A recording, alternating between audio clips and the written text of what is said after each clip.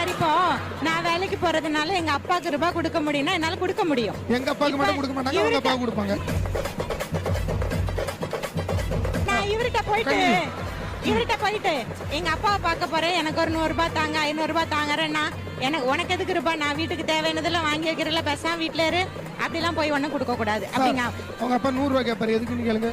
எதுக்குமா போயிட்டு வாங்க. இதெல்லாம் இப்ப நமக்கு தேவையா? இல்ல இருக்கிற கெபாசிட்டிக்கு நமக்கு தேவையான்னு கேட்கறேன்.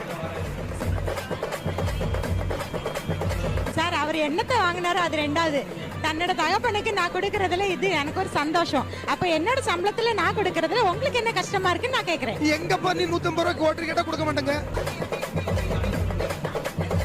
இல்லம்மா இப்போ பார்த்தா ரெண்டே ஒண்ணா பாக்குறேன் சார். ஒரு நிமிஷம் கேளுங்க.